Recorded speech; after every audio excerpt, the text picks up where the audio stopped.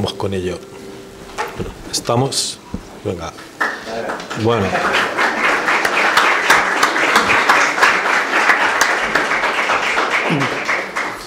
Bueno, en primer lugar, gracias a todos, ¿no?, por vuestra asistencia.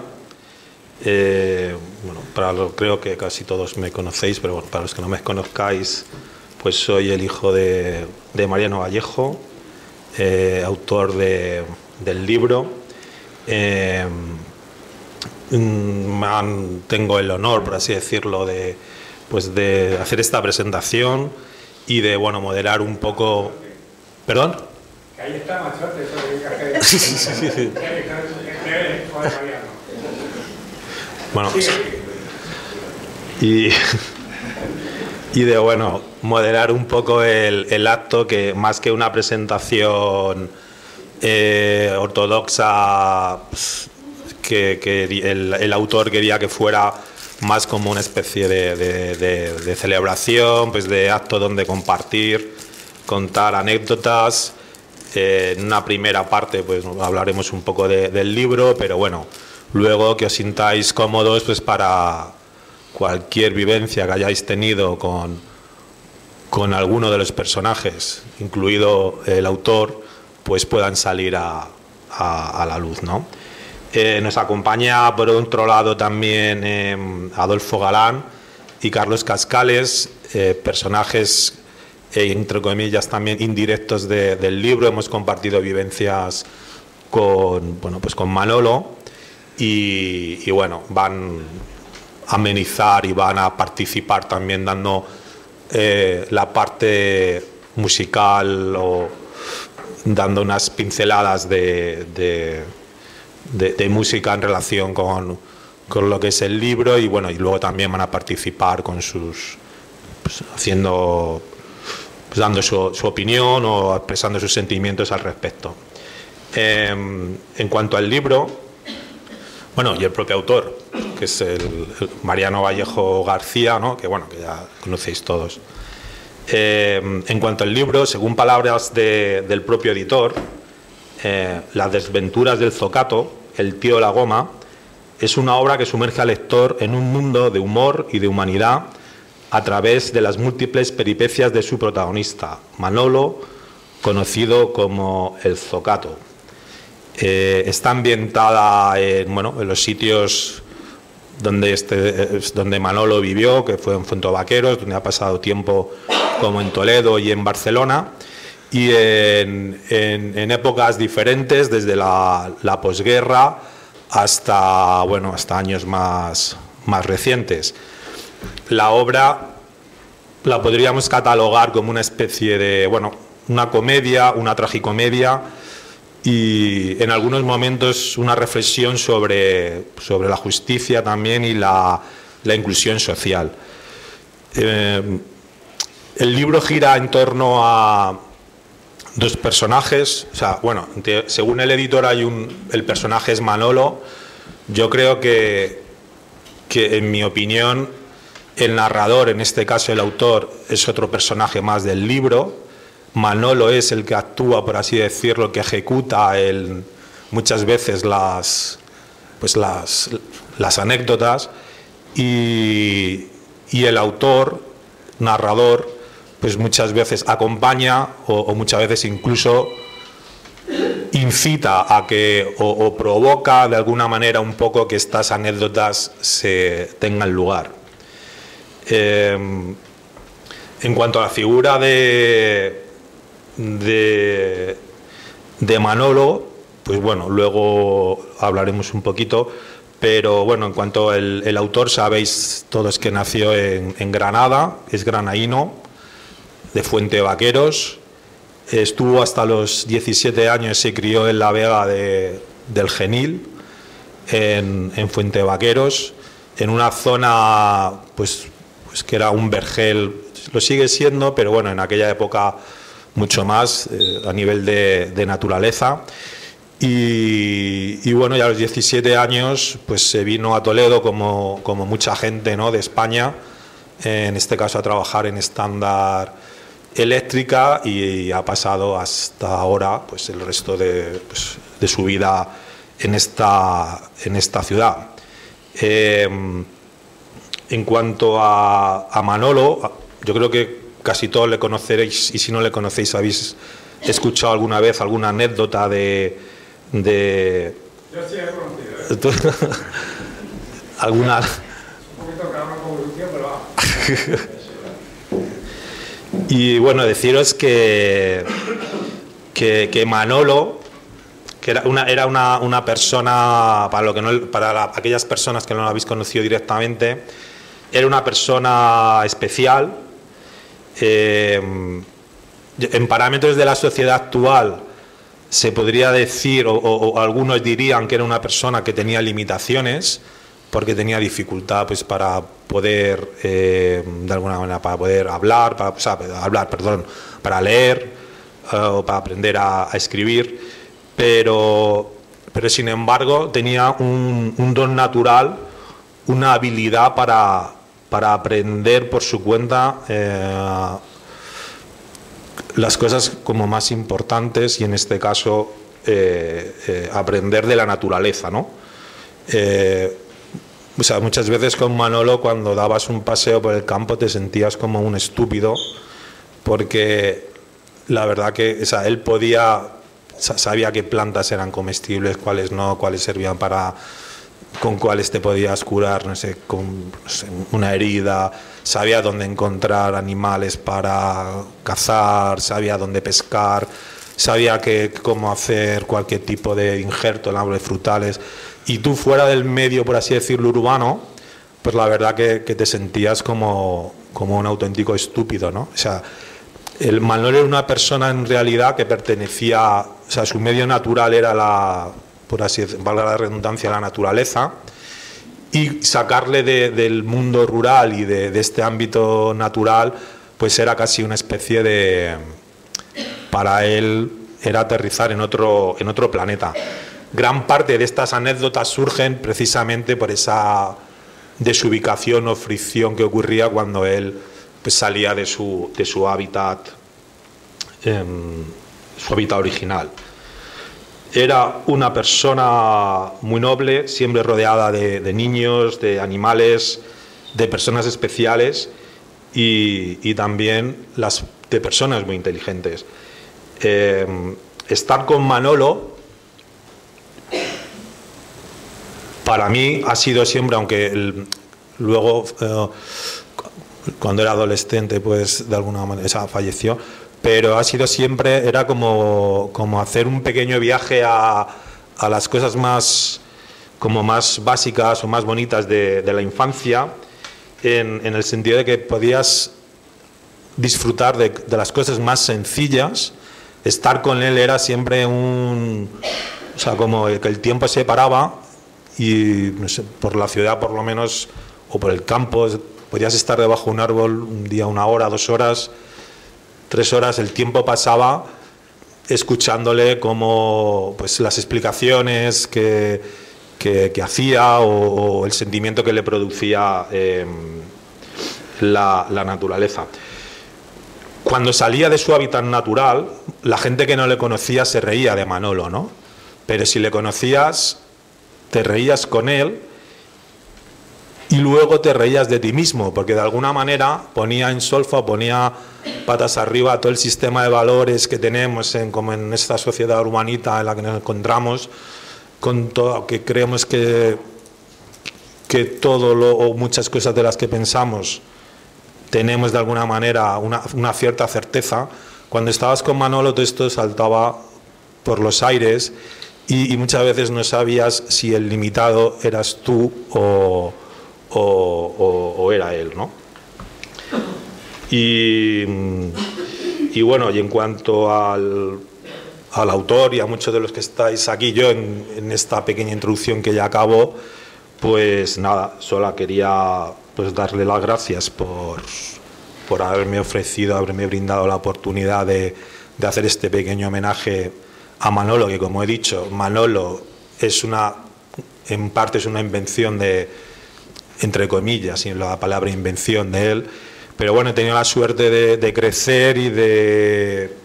Podía haber crecido en otro sitio, pero bueno, he crecido en este entorno y la verdad que he aprendido cosas que no podría haber aprendido en ningún otro lugar. Y bueno, vamos a dar paso ya, si quieres, a la presentación del libro propiamente dicho.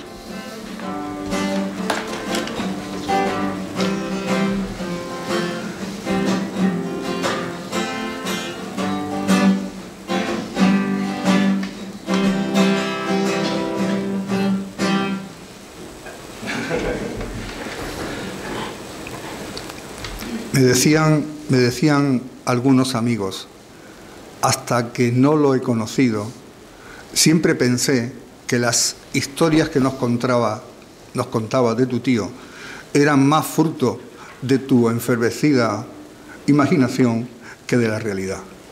Pues no, todo lo que cuento, lo que describo en el libro, son realidades. A veces la realidad supera la ficción en la vida. Bueno, ya paso a agradeceros que estéis aquí.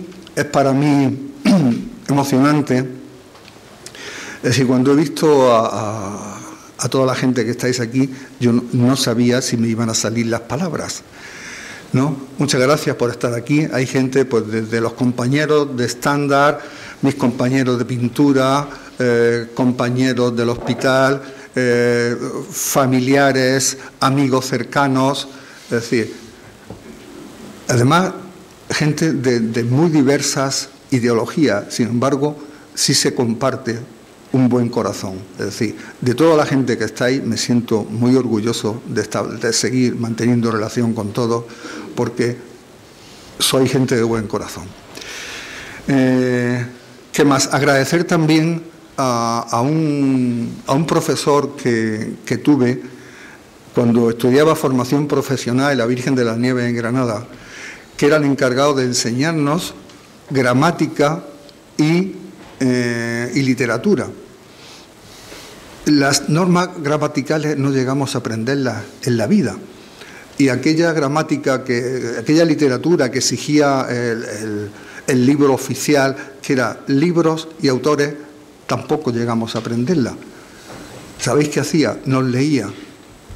Cuando el hombre se metía en aquel aula de 45 chavales, que éramos catetos, castrojas, como se decía en Granada, ¿no? Sí. Entonces, decía, ¿qué hago? Mira, Carrillo era uno de los que estaba en esa escuela. Diría, ¿qué hago con esta gente? ¿Les enseño las normas gramaticales o los enseño a hablar? Entonces nos quedábamos absortos oyéndole mientras nos leía. Era con un marcado acento andaluz, pero una tremenda elegancia. Entonces nos quedábamos con la boca abierta. En las demás aulas volaban las tizas, los papeles. Y entonces, leyéndonos libros de autores, pues como el Lazarillo de Tormes, estábamos con la boca abierta, y cuando llegaba la hora de salir, sonaba la sirena y seguíamos todos allí. Y era él el que nos decía, señores, es la hora.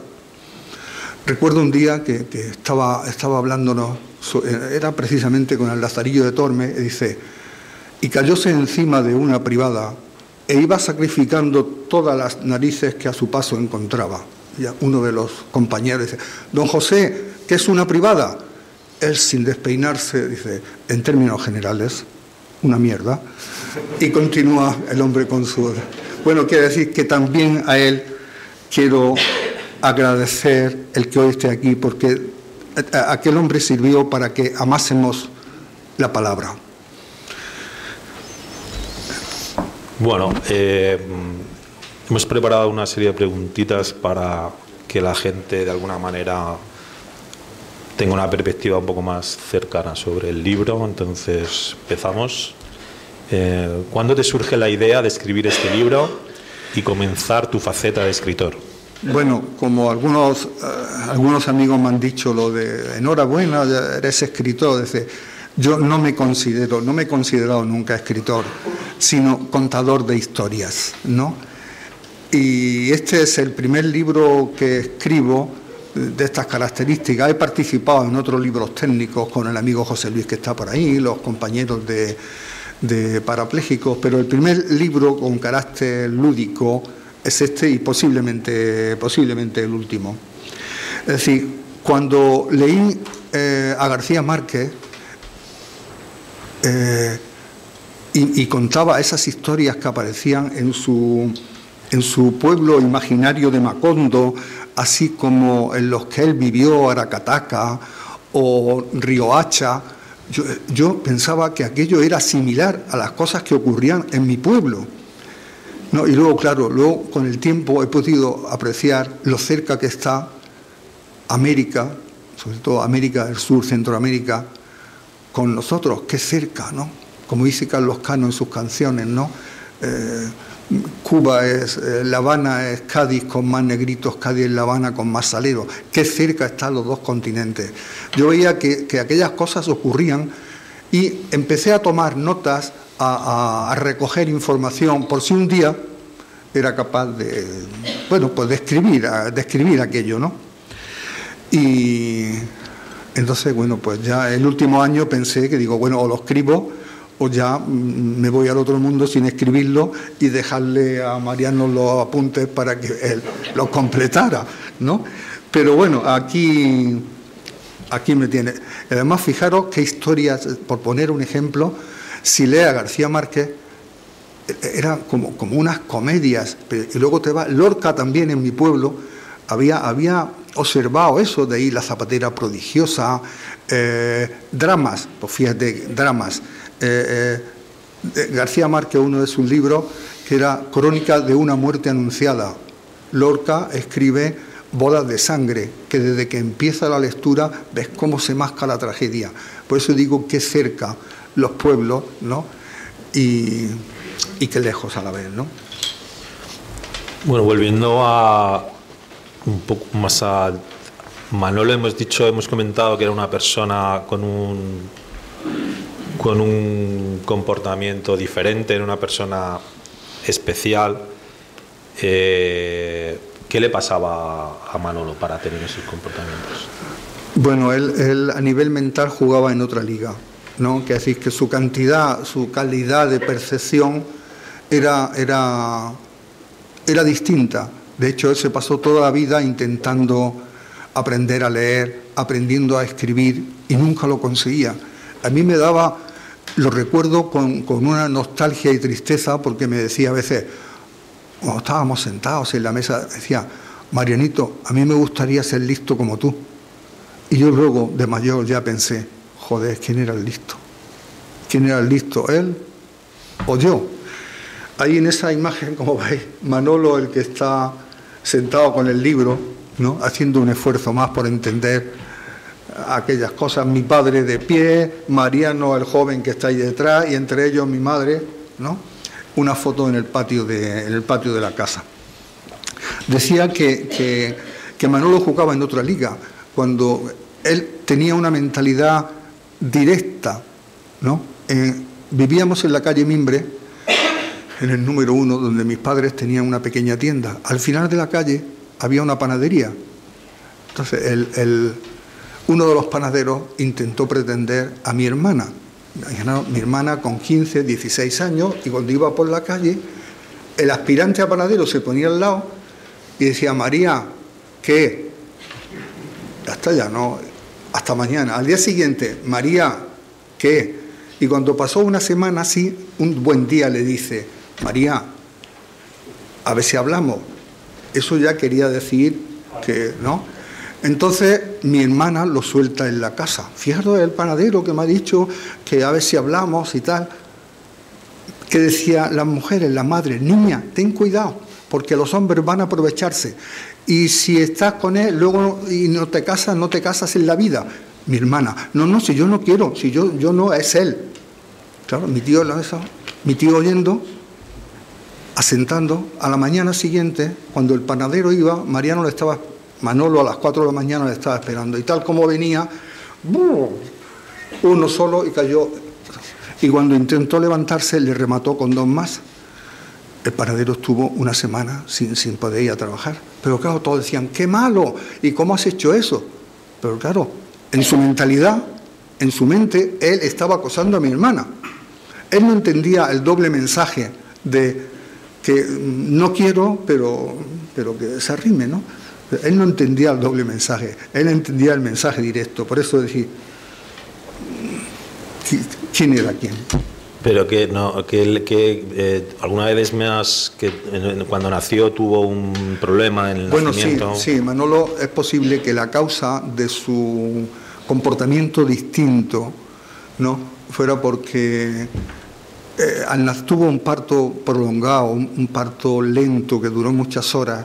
Entonces, evidentemente se produjo alguna hipoxia que dio lugar a que su cabeza no fuera lo que se dice, pues normal, sino normal o como toda, porque normal, a ver quién somos normales, ¿no? Entonces su comportamiento era distinto, pero claro, se podía decir una persona con habilidades diferentes, porque como decía Mariano, vaya si las tenía diferentes, como luego podemos ir viendo su relación con los animales, con la naturaleza, con todo eso. ¿Qué es ¿Quién es quién? Buenas tardes. Manolo, Mariano, perdón. Enhorabuena por el libro. Yo la verdad es que me he pasado bomba de leerlo. Que no se lo haya leído, que lo lea directamente. Bueno, Carlos Cascales y yo, al final el amor por la música, ¿no?, nos viene también de aquellos campamentos. Tenemos un grupo de música que se llama Homo Sapiens. En nuestro quinto disco tenemos una canción que se llama ¿Quién es quién? Y está inspirada, la letra cuenta cómo sería una persona de las características de Manolo. Sin duda, la letra está inspirada en parte a una persona como él. Así que, con todos vosotros, ¿quién es quién?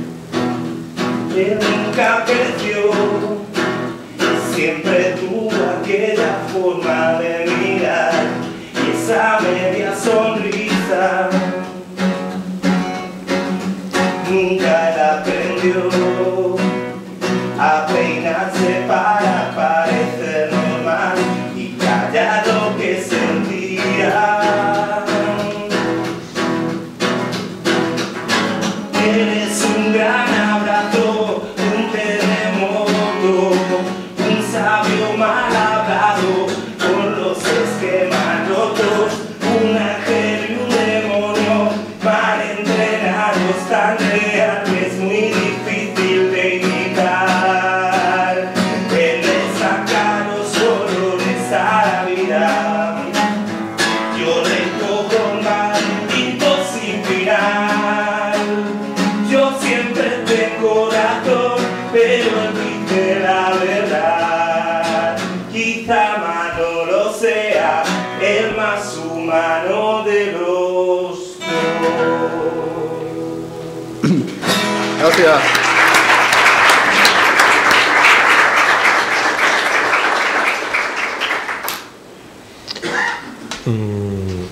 Con este libro, ¿qué has pretendido? ¿Cuál ha sido tu objetivo? Bueno, pues la verdad que por una parte quería dignificar la figura de Manolo como aquellas personas que tienen comportamientos diferentes. Y también quería poner un poco en valor mi pueblo, pero bueno, eso lo dejamos para el punto siguiente.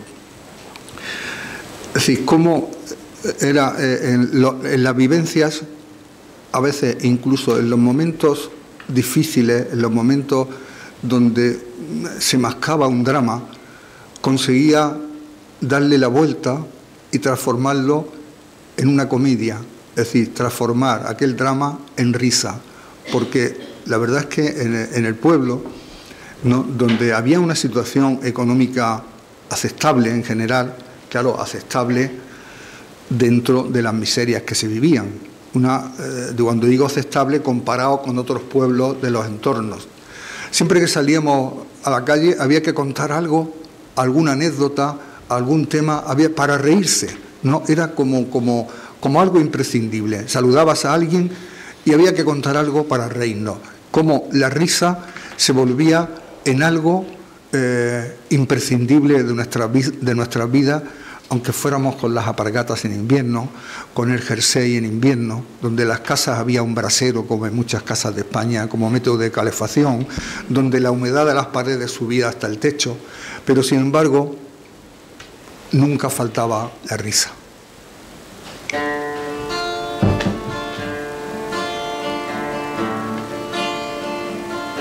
Ríete de la noche, del día de la luna, ríete de este torpe muchacho que te quiere. Niégame el pan, el aire, la luz, la primavera, pero tu risa nunca, porque me moriría junto al mar en otoño. Tu risa debe alzar su cascada de espuma, y en primavera quiero tu risa como la flor que yo esperaba, la flor azul, la rosa de mi patria sonora. Amor mío, si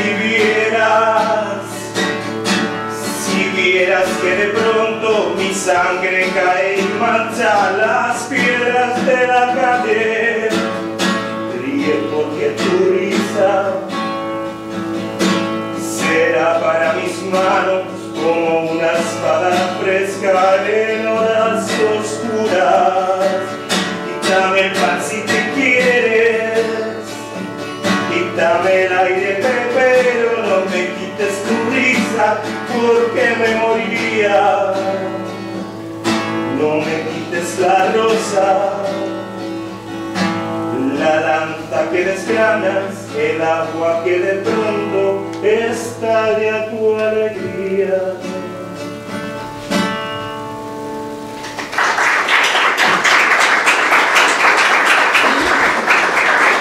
Qué belleza, ¿eh? Qué belleza la letra de Pablo Neruda, ¿no? Una belleza. Después también pondremos en valor el tema. ¿Qué elementos has utilizado para el desarrollo del libro? Bueno, contesto enseguida. La imagen que veis ahí atrás, os veis, pues un ejemplo, esa era la risa de Manolo. Estamos en Sierra Nevada en una excursión con estos chicos cuando eran jóvenes, ¿no? Eran jóvenes todos.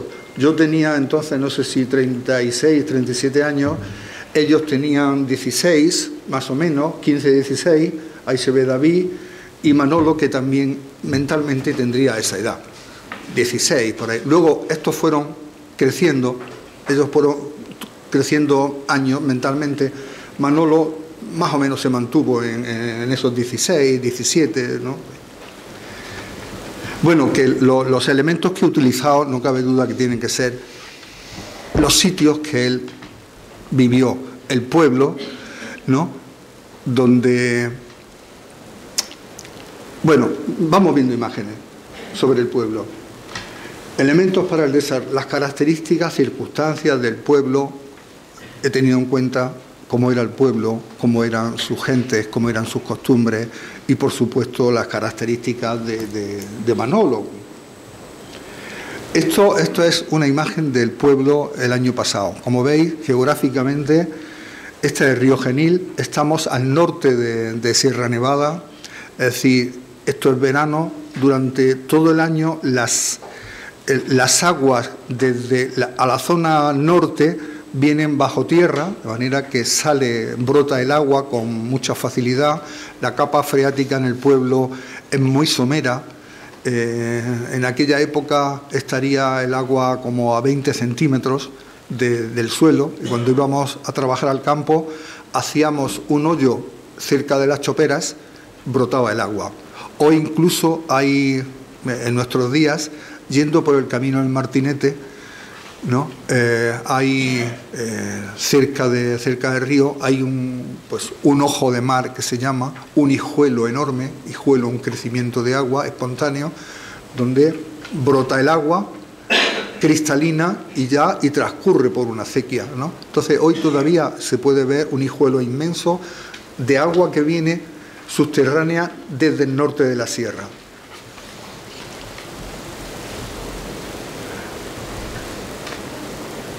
Estamos al norte de Sierra Nevada, entre el Genil y el Cubillas. El pueblo está entre los ríos, serpenteado, está lleno de acequias, brazales, barras, hijuelos, rodeados de montañas. O sea, en un diámetro aproximadamente de 8 kilómetros, todo el pueblo está rodeado de montañas. Es decir, Fuentevaquero está en el centro de la vega, entre dos ríos. Por si alguien no lo sabe, barras, acequias donde circula el agua, brazales son acequias más anchas y la barra es una acequia mucho más ancha todavía, como un pequeño río. Históricamente, fijaros que el pueblo siempre fue la zona tierra de reyes, se llamaba el Soto de Roma, porque ya desde la época de los romanos ya fue habitado como tierra, más que habitado, dedicado a tierra de caza de las jerarquías, de los generales romanos y tal. Igual fue ocupado por los visigodos, por los reyes nazaríes, los que eran los reyes de Granada, eran los que disfrutaban estas zonas como tierras de caza, tierras de desahogo, donde había una maleza impresionante, cantidad de animales de todo tipo.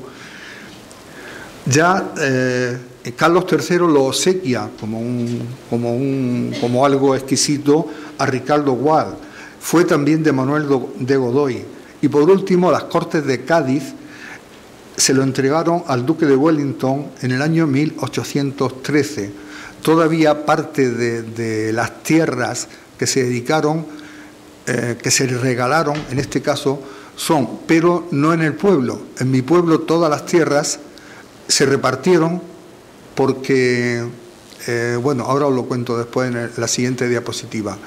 Todas las tierras estaban repartidas. Queda un fragmento en Íllora donde hay un castillo todavía de la familia del duque de Wellington. Han intentado que esas tierras regresen al gobierno de España o al menos al gobierno de Andalucía y están en trámite, pero no en lo que se refiere a La Vega. En La Vega los propietarios son pequeños agricultores.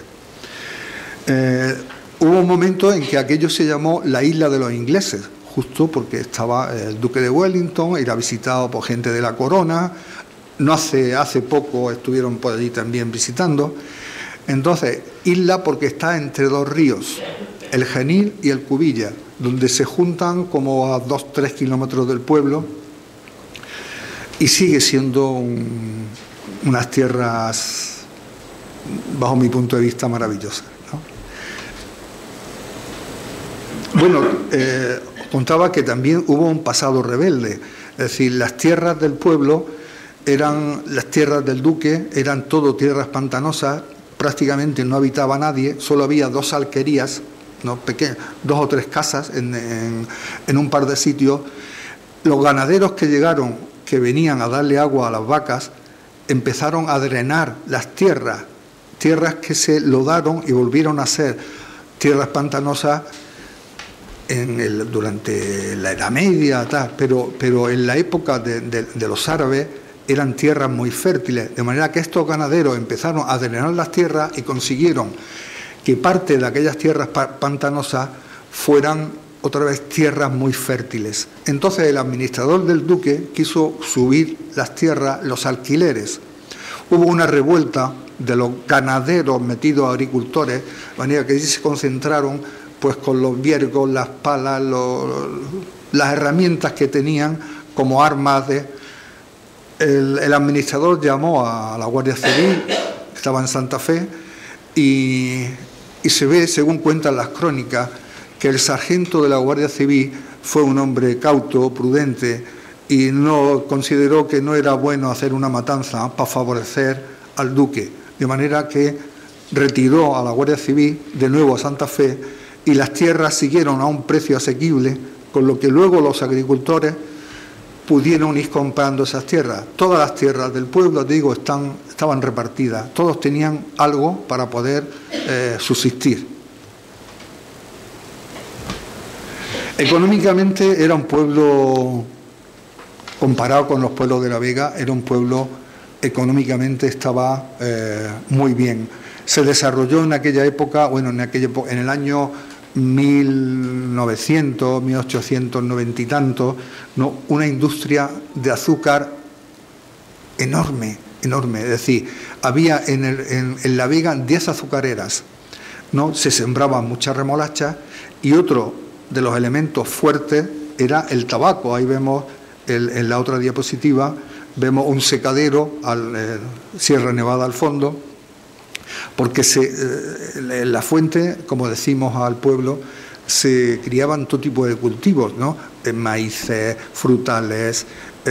Cuando ibas por los caminos, siempre había frutales donde podías coger una fruta, no molestaba a nadie, porque había fruta de sobra, ¿no? Hortalizas. Pero lo que daba seguridad al agricultor era aquello que te compraban con garantía, y entonces eso era la remolacha y era el tabaco, ¿no? Es decir, que eran los dos cultivos que influyeron de una forma decisiva en la economía del pueblo. Aquí el pueblo, en el año 1904, se desarrolló una red de tranvías que comunicaba entonces, fijaros, la ciudad y los pueblos de alrededor de La Vega. Este era de los tranvías nuevos. Un poquito, ahí veis a la derecha unos carteles de cine y un poquito más allá, una puerta ancha, la barbería de Flanín, donde luego, si hay tiempo, contaré alguna anécdota relacionada con Flanín. Esto es ya hoy la imagen de la escultura dedicada a Lorca, que en el año 1980, ya una vez que estábamos en un sistema democrático, todo el ayuntamiento, los grupos políticos del ayuntamiento votaron a favor sin ningún resquicio. Entonces el monumento está de 1980, día en que Rafael Alberti era el artista invitado, acompañaba Gabriel Celaya y era un hermanamiento con Pablo Neruda. Qué cerca todo, no me quites la risa, ¿no? Es decir, todo tan cerca. Tengo ahí una anécdota que si da tiempo luego la contaremos, donde me encontré a Alberti, el hombre enfadado total, ese día que salieron huyendo del acto Gabriel Celaya y Alberti. Las crónicas hablan de que fue porque no pusieron en valor su generación literaria, pero la verdad no era esa. La verdad era otra, que si luego hay tiempo y tenéis interés, yo os la cuento. Al menos lo que me contó Alberti, ¿no? Otra imagen del río Genil, el puente del tranvía. Fijaros, teníamos ese puente maravilloso hecho por el estudio de Eiffel, que después de la exposición de París del 1889 le salieron muchos contratos, entre ellos que se pondría en el año 1900, este puente hecho con el mismo sistema. El proyecto era del estudio de Eiffel. Se hicieron algunos más en Andalucía. La fuente del agua, que dio origen al nombre del pueblo, la fuente de los vaqueros, la fuente a la que venían a beber los vaqueros, daban y dar de beber a los animales. Y aquí nació, este es el origen del pueblo. Los hombres esperando a ser contratados, aunque casi todos tenían un poco de tierra, pero no era suficiente. Es decir, que se iban a la plaza del Campillo a esperar a ser contratados ese día para echar un peón, una peonada y ganar un complemento. ¿Qué más unido Manolo? Al agua. Todos del pueblo directamente unidos al agua. En cada casa tenemos una bomba, teníamos, porque nos pusieron el agua corriente hace unos 20 años, pero en cada casa hay una bomba donde puedes extraer pues toda agua que quieras, sea verano, invierno. Los habitantes de la fuente unidos al agua. Una foto del patio donde veis a Manolo en pantalón corto y a algunos de los chicos, ¿no? Manolo fue el primero que se puso en el pueblo un pantalón corto, porque hasta entonces decían que si se ponía un pantalón corto ya era un poco amanerado, era un poco mujer, ¿no? Entonces, él fue el primero. El pueblo, esa era la forma de transporte que teníamos, cómo pasábamos los ríos. El río Genil, en el otro, el río Cubillas, a unos kilómetros. Hacia el norte nos encontrábamos el Cubillas, hacia el sur nos encontrábamos el Genil. ¿Por dónde pasábamos? Por esos puentes. ¿Cómo le llamábamos a esos puentes? Una trampa. La trampa. Cuando el río crecía, la trampa se perdía. Unidos también siempre estaba presente los símbolos del teatro universitario de Lorca, la Barraca, su casa natal, que ya desde 1980 es museo, pero todos sabíamos que estaba ahí, ¿no? La casa Mutana. Cosas del pueblo, el entorno que Manolo vivía, y yo me tocó vivir en la infancia también, ¿no? O sea, parece que podría ser otro personaje más del libro, ¿no? Todo, porque el entorno, todo, sobre todo la época de Fuente Vaqueros, como todo esto que nos has explicado, la base de muchas historias, de muchas anécdotas que hay en el libro, sí, y que, bueno, que sirven de soporte y de contexto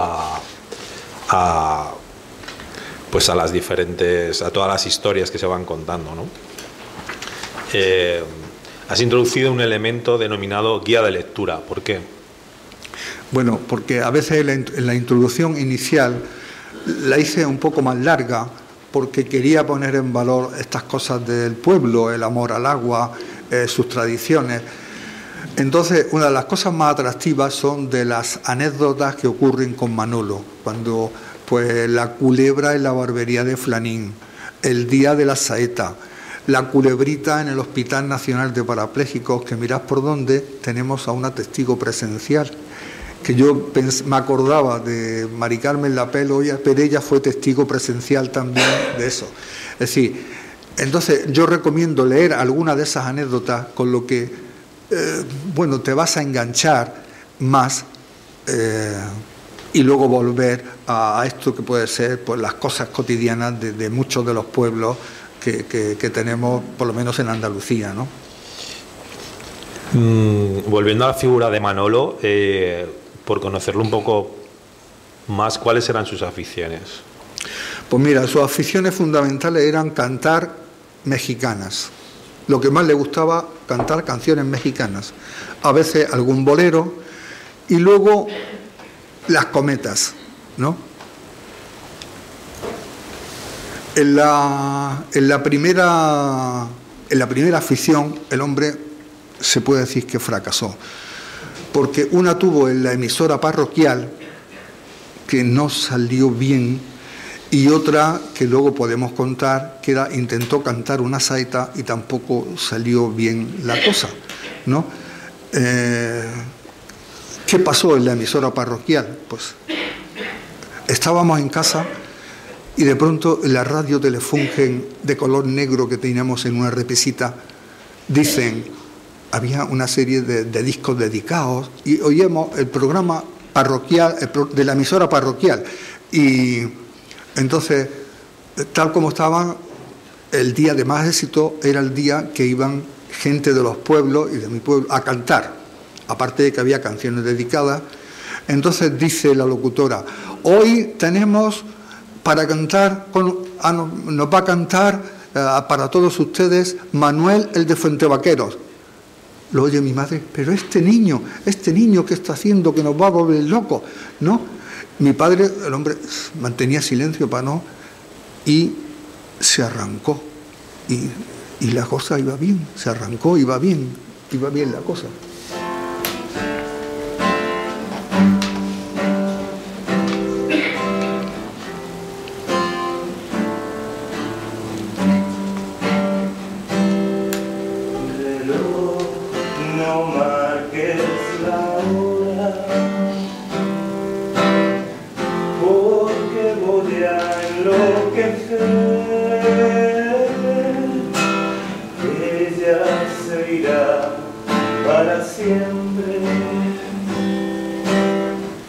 Cuando amanezca otra vez,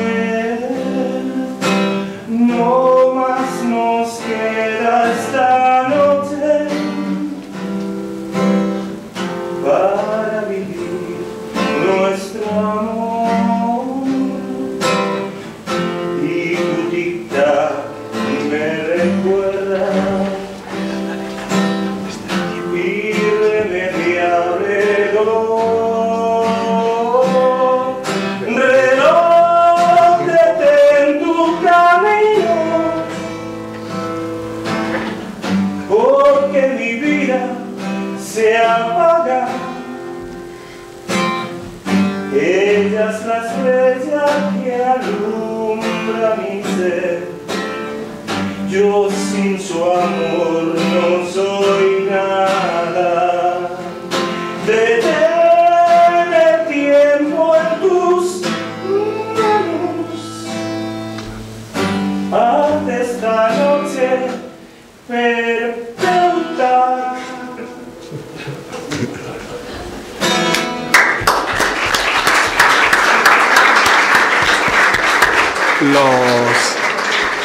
Los locutores de la radio, que eran jóvenes, no tuvieron piedad. Y cuando Manolo se equivocó y salió diciendo haz esta noche perpeuta, empezaron a reír a boca llena. No, Manolo ya se atribuló, aquello se cortó, y Manolo y el de la guitarra salieron a escaleras para abajo y ya nunca volvió a repetir. Qué poca piedad tuvieron, porque iba bien. Hasta mi madre decía, anda, mira, y mi padre, anda, María. Pero cuando llegó a la perpetua, lo matamos. El otro tema, bueno, pues en las cometas, si el hombre, sí se puede decir que en las cometas triunfó, ¿no? Hacía unas cometas maravillosas, utilizando las cañas, los plásticos, las cuerdas. Bueno, los plásticos y las cuerdas, todo eso era ya en los últimos años. Primero, pues utilizaba lo que llamábamos latas, que eran unos palos pequeñitos, papeles de estraza que pegaba con agua y con harina. Hacía con el conjunto de ramales que se iba encontrando, hacía una cuerda larga, pero siempre tuvo esa habilidad. Y además, fijaros qué extraña sensación. Había veces que la cometa tenía 100 metros de cuerda, 200, 300. La poníamos, eso que veis ahí era la huerta que teníamos en La Jaza, le decimos La Jaza, que estaba a 1 kilómetro del pueblo. Los secaderos, al fondo los picos, he intentado dibujar, que es Sierra Nevada, que está. Y aquí teníamos una choza que se hacía para meter envasar los pimientos. Traíamos los pimientos, hacíamos una pila y íbamos envasando los pimientos, los tomates. Y bueno, Manolo, pues en los ratos que teníamos menos trabajo, pues echaba su cometa, ¿no? Arriba colocó una antena de caña. Ahí tenéis la azada, la majuana, que es la majuana, pero decíamos la majuana, ¿no? Os decía que cuando llegaba la gente, ¿no? Era un punto de encuentro. La gente que pasaba se acercaba a lo que llamaba, en un principio era el hoyo de la herrera, porque mi padre se le había comprado a la herrera, ¿no? Pero luego ya, según se fue moviendo el movimiento de las cometas, se conocía el sitio como Cabo Kennedy. No había nada que envidiar ya a los americanos, ¿no? Ya la gente hacía su visita, miraba la cometa, y además la sensación. Llegaban y decían, Manolo, ¿qué tal? ¿Cuál? Miraban para arriba y cuando localizaban la cometa, había un momento en que se quedaban como extasiados. Y yo luego, cuando estaba escribiéndolo, además, tuve conciencia. Digo, claro, ¿qué nos pasaba a todos? Porque imaginaros la cometa allí a 200, 300 metros, ¿no? Se mecía, ¿no? En el cielo, sobre la Vega llana. Y yo creo que todos nos sentíamos cometa viendo las montañas y viendo la llanura de la Vega, porque todos tenían esa expresión, hasta los que llegaban más jocosos y tal, ¿no? También en relación a las cometas hubo cantidad de anécdotas. Luego hay anécdotas que algunos conocemos, que si queréis pues se pueden contar, se pueden describir, ¿no? Y yo creo, a ver por dónde vamos. Es que no hemos tenido que prepararse el guión, porque hay tantas cosas que contar que podríamos estar aquí hasta mañana. Entonces, uno de los esfuerzos es intentar resumir, para decir, no ponernos demasiado pesados, y contar aquello que os pueda resultar más atractivo, ¿no? Bueno,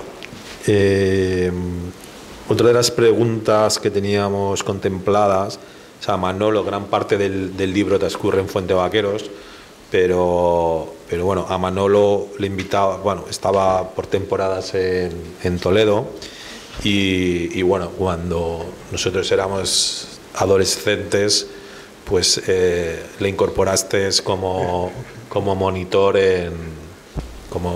estrella en los campamentos. O sea, nosotros, los aquí, Adolfo, Carlos, yo incluso, Chori, ir con Manolo era, pues, la verdad que era como una especie de atractivo. O sea, Netflix se queda, cualquier cosa de estas de hoy en día comparada con Manolo en la época, se queda, no hay comparación. Y bueno, quería que nos contases un poco. Para nosotros fue una escuela de vida. Muchas veces cuando quedamos, que aunque nuestra actividad profesional y nuestro quehacer nos ha llevado por caminos muy diferentes, pero gracias a estos campamentos que organizaba la asociación de vecinos, que bueno, hay gente por aquí que ha participado, ha desarrollado, para nosotros fue una escuela de vida y de valores, que de alguna manera pues siempre lo hablamos, como que nos ha permitido, tenemos un sentimiento de fraternal, o sea, como para toda la vida. Tampoco eran periodos muy largos porque eran vacaciones, eran campamentos, pero bueno, Manolo en esta formaba parte en algunas temporadas de estos campamentos. Y bueno, ¿cómo eran? Cuéntanos un poco cómo eran estos campamentos. Bueno, yo os cuento algo porque también Adolfo quería contar alguna cosa. Imaginaros estos todos con como veis en esa diapositiva, que es muy expresiva, cómo lo están gozando todos, ¿no? Eran todos niños de 16 años, ¿no? Recuerdo un día, yo estaba en un campamento, yo creo que eran los Palancares, y yo estaba sobre una ligera colina y les veo todos azarados, en una discusión allí, unos con otros, todo el grupo azarado discutiendo, ¿no? ¿Qué les pasa? Y de pronto hacen así y dirigen la mirada hacia mí, y digo, ¿qué pasa? Y se vienen todos andando, todos a paso ligero hacia mí, digo, ¿no? ¿Qué pasará? Y yo ya preparado, esperando a ver qué. Yo me iba y hacía de sanitario, me iba a los campamentos con la gente del polígono, que hacían esa maravillosa labor, pues yo me iba de sanitario con ellos. Bueno, pues estaba, y luego también me encargaba del grupo de los mayores. Pues tal como vienen todos, dice el Cascales, nada más llegar, dice, Mariano, ¿un centauro qué es? Y antes de que yo pudiera responder, ni nadie pudiera responder, dice mi tío, Marianito, es un tío que se ha follado una yegua y ha salido medio cuerpo de hombre y medio cuerpo. ¿Ya? Pero fijaros, estaban ya pero bueno, pero es que todos estaban estudiando, tenían sus profesores, habían dado, habían visto lo que era un centauro de la literatura mitológica. Es decir, pero sin embargo no valía lo que los profes le habían dicho, no valía lo que los libros le ponían. Manolo lo decía con tal énfasis, ¿no?, que ellos decían, Mariano, ¿eso es verdad? ¿Cómo va a ser verdad? Pero le transmitía esa emoción y se lo creían. Y claro, Manolo decía, sí, que lo he visto yo en un libro. Y claro, la había visto en un libro, la foto de la mitología, pero como el hombre no sabía leer, pues había hecho sus conclusiones. Ha dicho, ¿cómo ha salido esto? Tate, picarón. Adolfo, bueno, pues, Adolfo, ponte aquí con el micrófono. ¿Veis bien la foto? ¿Veis bien la foto? Bueno, ese micrófono, bueno. Pues esta foto, pues es una de las fotos de nuestras vidas, ¿no? Habéis visto la vida que tiene movimiento. Pues nada, éramos 16. Mariano, como estaba un poco loco en aquella época, pues nos llevó a un campamento de estas características. Este era un campamento satélite de los campamentos de la asociación de vecinos. Aquí está mi padre, que fue uno de los que, Antonio Galán, promotores, que fue el que bueno, de los primeros que organizó como director de campamento, bueno, más o menos.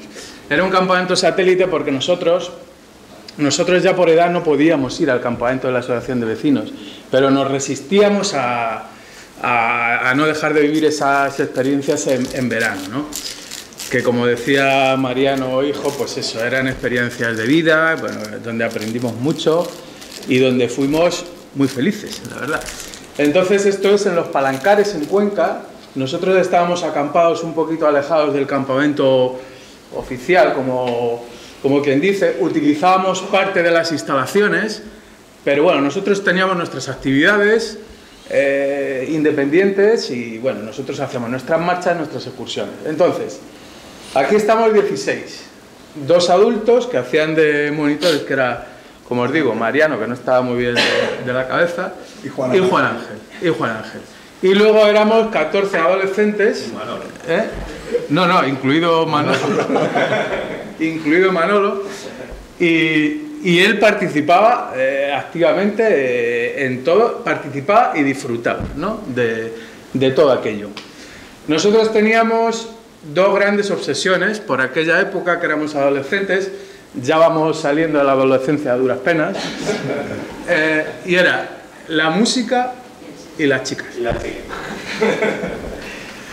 Y bueno, nuestro fuego de campamento siempre, Juan Ángel tocaba la guitarra, siempre estaban acompañadas de música. Bueno, allí se compuso una canción en la que Manolo fue partícipe activo de la canción, la cual no podemos cantar aquí porque no se puede cantar. Pero nosotros, cuando Carlos y yo formamos el grupo, adaptamos la letra. Nosotros siempre hemos tenido un grupo, en aquella época nos llamábamos Ave de Paso, y nos llamaron para tocar en televisión, en Telecinco, un programa que se llamaba La Quinta Marcha. O sea que Manolo también tuvo presencia. Y entonces adaptamos la letra. Ya os digo, dentro de nuestros rituales de por la noche, nosotros cantábamos, entre otras canciones, esta, que se llamaba No me aprietes, y algunos de nosotros, pues eso, dábamos el paso a la canción al grito de Arráncate, viejo.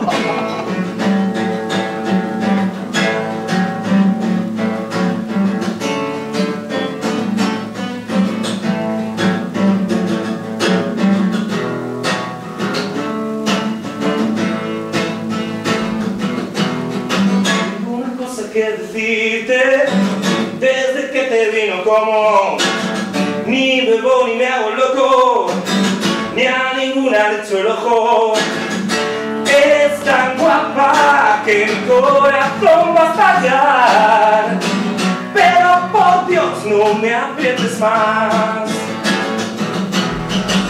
Sueño contigo todos los días. No me obligues a hacer gestos, Romeo, bajo tu balcón. Un simple te quiero bastará para que tú no que amor en mis brazos caigas a solas sin luz. No me aprietes, no me aprietes, no me aprietes, por favor. No me aprietes, no me aprietes, que así no se hace el amor. No me aprietes, no me aprietes, no me aprietes, por favor. Que quiero ser tu no de persona pasada por tu exprimido corazón. No me aprietes, suéltame, por favor. No me aprietes y hazlo con el corazón.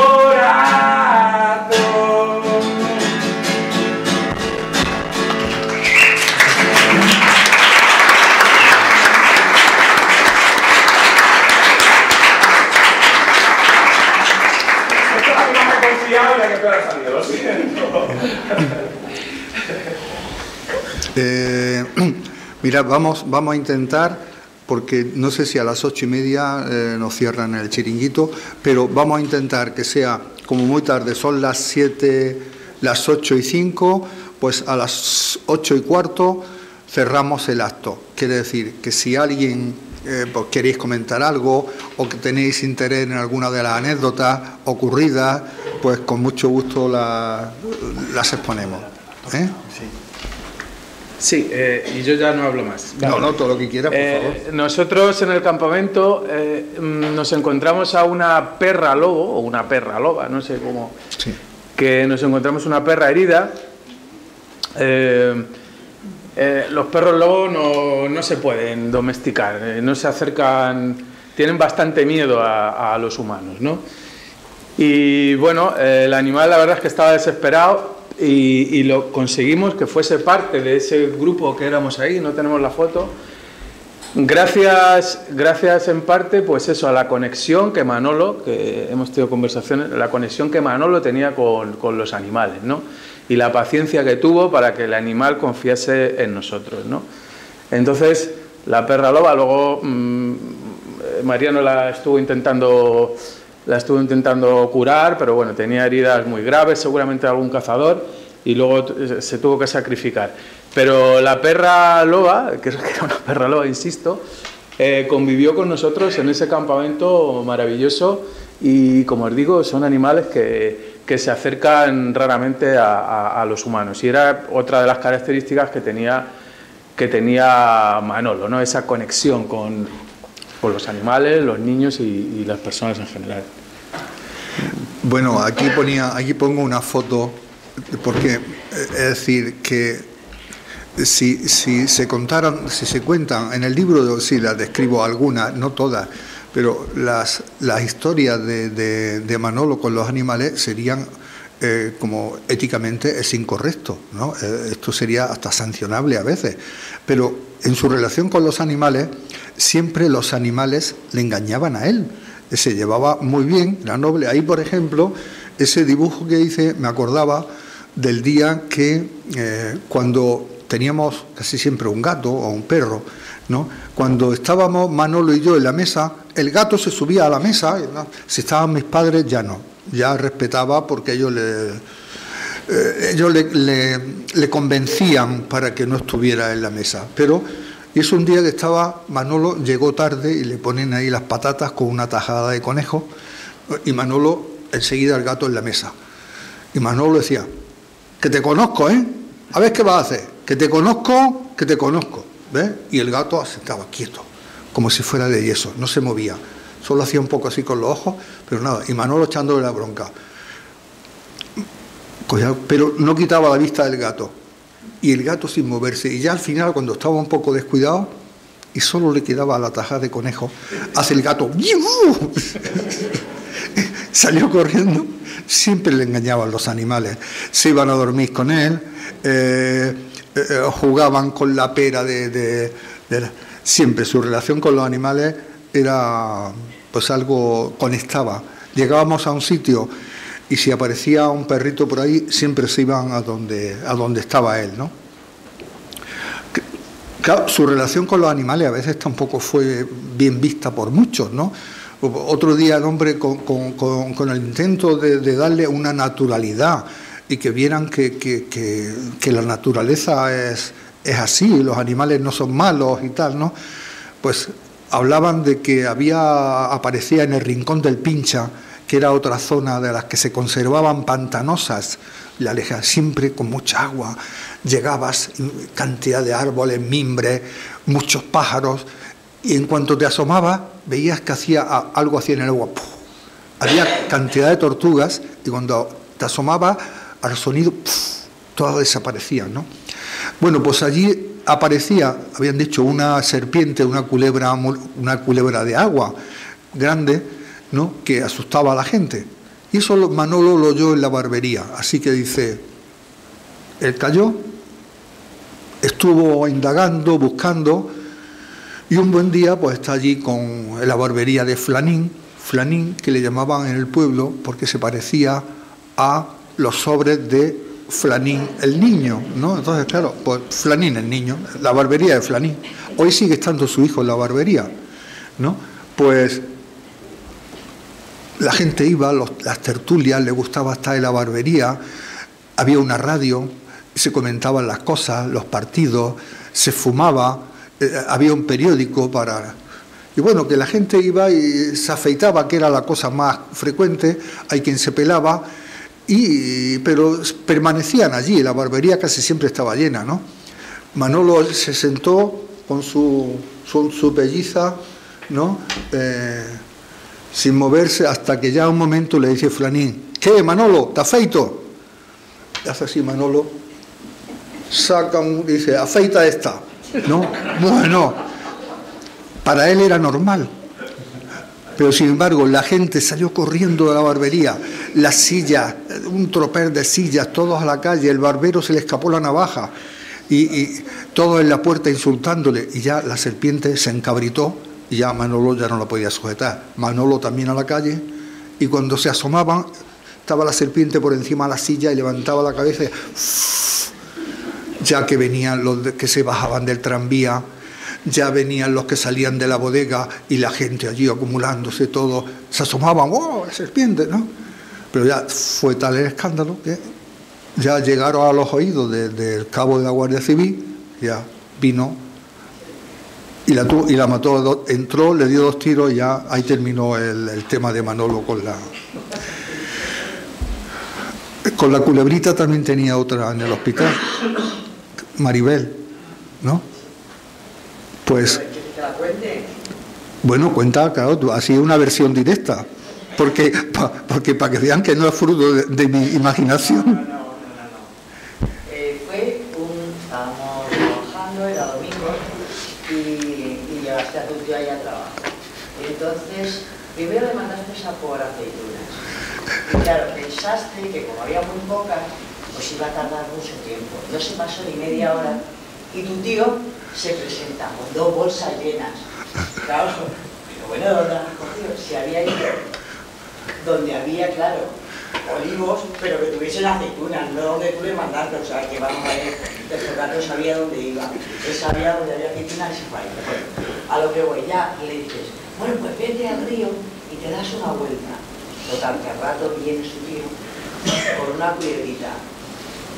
No era muy grande. Pero la idea no fue de tu tío, fue tuya.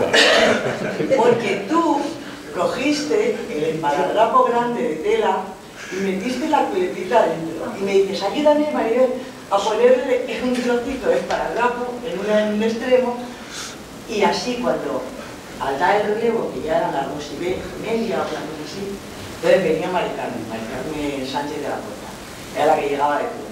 Y entonces va y se lo ocurre decir, que me corta un poco, oye, ¿me puedes cortar un poco? Y claro, le da el esparadrapo y al mismo tiempo él quita la mano y sale la culebrita. No quedaron ni huevos en el pasillo. Por que te las pelaba. Yo lo de Asun no me acuerdo. Tú dices que estaba Asun. Yo de Asun no me acuerdo. Sí, estaban las dos. Sería que Asun entraba también de turno, claro. No sé. Hombre, yo quería brindaros la oportunidad de que tuvierais un contacto con un animalito, porque Manolo la traía en la mano, así enrollada en la mano, la culebrita. Era un día de frío y claro, él la cogió y venía tan contenta, tan dócil, por allí jugaba con su mano. Entonces digo, déjame Manolo, la metí en el rollo de esparadrapo, pero estas tenían otra mentalidad. Entonces cuando vieron la culebra salieron corriendo de tal manera, se le escaparon los zapatos, los bolígrafos, solo permaneció la tijerita colgada con la cadena, mientras que ellas corrían gritando, insultando. Vamos, ellas para un lado del pasillo, y cuando miro, y la culebrita asustada iba por el otro lado del pasillo. Ya Manolo la cogió, se la metió en el bolsillo y desapareció de la escena. Bueno, yo creo que podrías está Manolo 1 y Manolo 2, que eres tú, ¿no? Porque yo creo que podría contar muchas anécdotas que de crío, o sea, ahora te ríes mucho, pero de crío la verdad que algunas veces pasabas un poquitín de vergüenza, porque decías, hostias, estos dos, ¿sabes? Entre mi padre y su tío las van preparando por todos los sitios, ¿no? Y la verdad, yo me recuerdo a Manolo en el hospital algún día de ir y encontrarme con una bata y con el fonendo puesto. Tú imagínate, y haciendo la ruta con Manolo y con Manolo con la bata y el fonendo.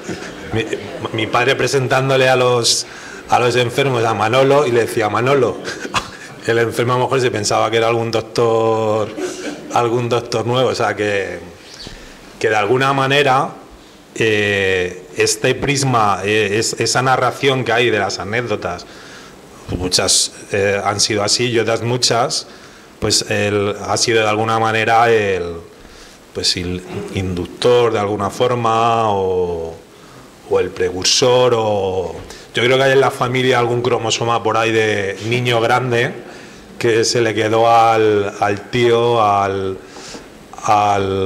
sobrino, y yo creo que algo se nos ha pegado ya a los hijos, a los hijos y al entorno, se nos ha pegado el cromosoma niño grande.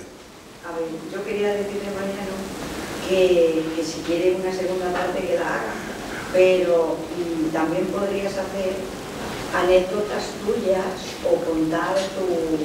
Bueno, que hay algunas que yo no estaba. Mira, esta por ejemplo no estaba yo, que era la del entierro, que estaba con la manguera, ¿no? Esta, una fiesta en Romilla, igual, ¿no? Quiere decir que esta, o que es un poco erótico sexual, esta, ¿no? Pero esta también, ¿no? Es decir, hay cantidad de pero bueno, son las 8:15, no nos queremos poner pesados, espero que, bueno, que os hayáis divertido, que a veces hacer con la risa un poco de reflexión, pues nos haya valido de algo, y hasta con esto pues ya nos despedimos. Muchas gracias por vuestra presencia. Muchas gracias a estos chicos que nos han acompañado, Mariano, Grupo Homo Sapiens.